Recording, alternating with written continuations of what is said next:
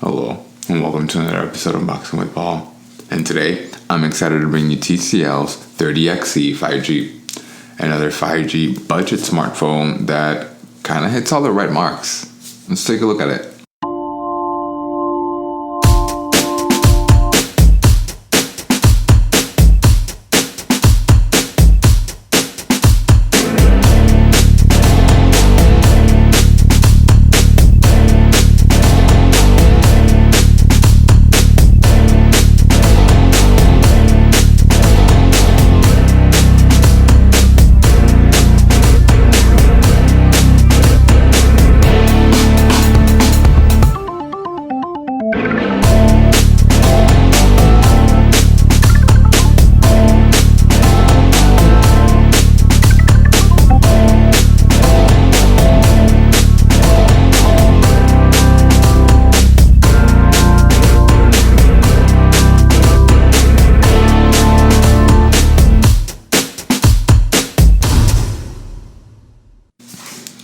So this phone was released in March of 2022 and again is a 5G smartphone that hits all the right marks. The reason why I say that is because it offers quite a lot of options that are usually not available until you hit, a much higher or until you reach flagship prices of smartphones.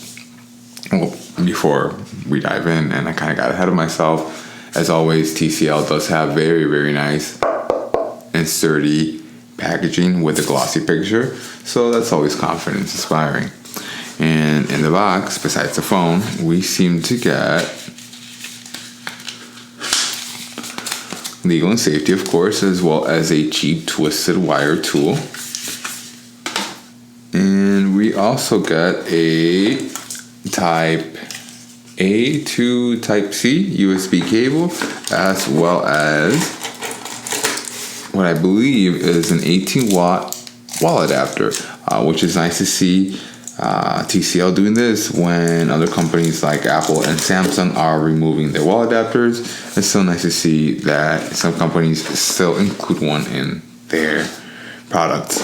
The phone itself is a fairly nice slab of plastic and glass that comes in at 6.52 inches and weighs about 195 grams, so it's a little bit of a heavy boy, but it's right on par for with other smartphones in this price range and in this weight class as well.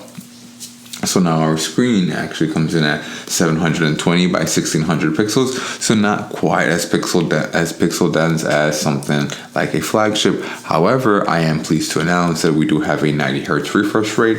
Having that 90 Hz refresh rate is pretty great, especially when it comes to playing video games or watching high action content.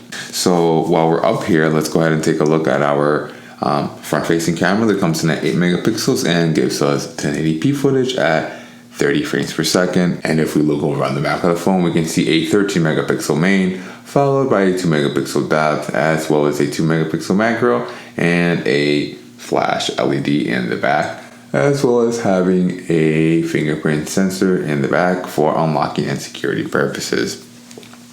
Now, if we look over on the left side of the phone, we can see that it's fairly clean, except for our SIM/SD card tray. Very, very nice. But if you guys have been a fan of the channel, you guys know that I am going to be driving up the wall shortly.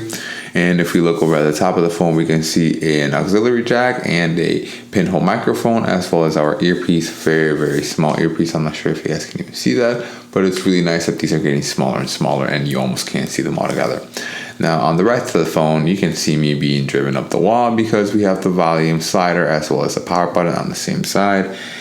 And almost every single time that I'm watching a video, a movie, I'm on a video game, I'm on a phone call, I am doing anything other than trying to shut the screen off, I shut the screen off because the volume and the power buttons are on the same flip inside. Manufacturers need to stop doing that. Take a cue from Apple, take a cue from OnePlus, and put them on separate sides, please. Thank you. As we continue over on the bottom side of the phone, we can see two separate speaker grills for what I'm going to assume are two separate speakers, although I was not able to see that or confirm that it has stereo speakers, but we're going to fire it up soon and we're going to see how that sounds. Now over at the middle, we do have a USB-C port for charging and data transfer purposes. Part of what makes this such a great phone is the fact that it is 5G, it is under $199, and it does have 64 gigs of storage, 4 gigabytes of RAM, and again that 5G processor with the typical 6x2 configuration where 2 of the cores are clocked in at 2.2 gigahertz for those heavier power intensive tasks, and then the remaining 6 cores are clocked in at 2.0 gigahertz for those lighter day-to-day tasks that don't require much processing power. But we're gonna confirm for sure if those numbers are accurate once we download Geekbench and see what kind of scores it gives us. Earlier when we had the OnePlus N20, that one blazed through the Geekbench score, and it had again a 666 for the single core, and I believe either a 19 or an 1800 for the multi-core, and that did quite well, and it just did impress me at just how far we've come and how little in such little time technology moves so flippin' fast, and that's what's cool about it in my opinion. As far as this phone goes, we do not have NFC. That is one of the cost-cutting measures that was done in order to bring the price down for this phone. And again, we don't have that higher pixel count, and our cameras, our lenses actually are fairly limited. As let's go ahead and find out and attest for ourselves. So then, I apologize for that. So portrait mode actually looks quite well, as showed any portrait mode on almost any phone.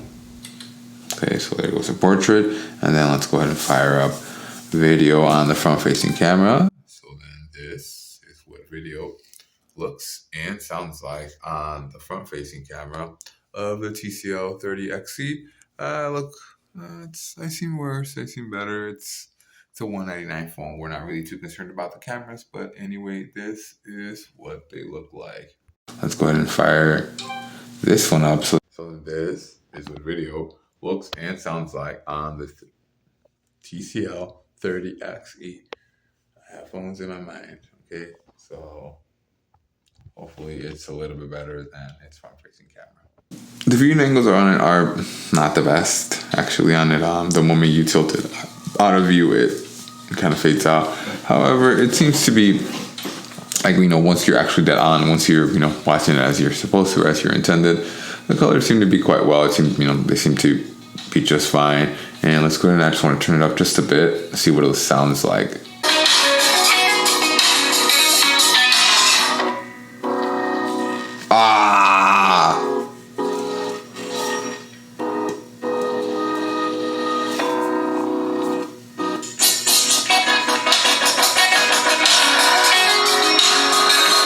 We've been duped.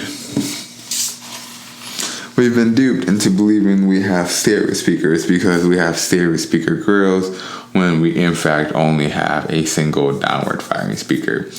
I am so disappointed whenever I see that. That's like putting fake exhaust tips. Fake exhaust tips on the new cars, wherein they put chrome exhaust tips on the back and the exhaust is actually pointed down, and it's a single one, it's not a double one. So I really wish companies would stop doing this. I really wish they would. I don't know, there was no need to do this. I know sometimes for acoustics or for tuning purposes they'll do this, but I know for a fact this one has absolutely, or at least I wasn't able to perceive any difference when you covered the fake vent or the fake speaker grill up. So can we confirm that in fact we do have the 6 cores at 2.0 gigahertz and then the 2 remaining cores at 2.0 gigahertz for those heavier, more power intensive tasks. And we'll be right back with you guys as soon as this is over. Alright, and we are back. So we can see that we got a 497 for the single core and a 1661 for the multi-core. And if we go ahead and we compare to other flagship devices, we can see that we are more than halfway there, between a Galaxy S21 Ultra and our own device. Half the performance for a quarter of the price. That seems like a perfectly acceptable trade-off to me.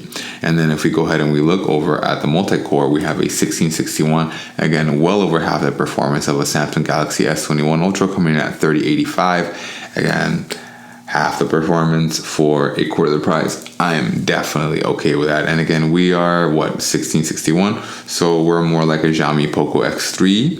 It's really hard to balance a budget device with premium features that people want while still keeping it affordable. Because if you make something too expensive, then people won't want to buy it. And as great as the product may be, if no one buys it, it's going to be a flop. Let me know in the comments, what are your thoughts on this? TCL seems kind of like the ugly duckling right now of the smartphone companies, because they are the most budget feeling. So they are the same price as a Motorola G Peer, or at least the TCL 20X is the same price as a Motorola G Peer, and this is the same price as a Moto G Power. Yet the Moto G Power just feels slightly nicer than this. Why is that? I'm going to go ahead and say probably because Motorola has been making phones way longer than TCL has, and they're able to bring cost cutting down to a degree to where it does not affect the feel of the phone. I believe that TCL still has a long way to go, and they're a budding company. They're working very hard, and I'm very excited to see what they hold in the future. Let me know in the comments. Again, what are your thoughts on this? Hopefully we do another giveaway sometime soon. We just reached our 1,000 subscribers, and we're probably going to do one either at 1,100 or at 1,250 subscribers. And as always, thanks for watching.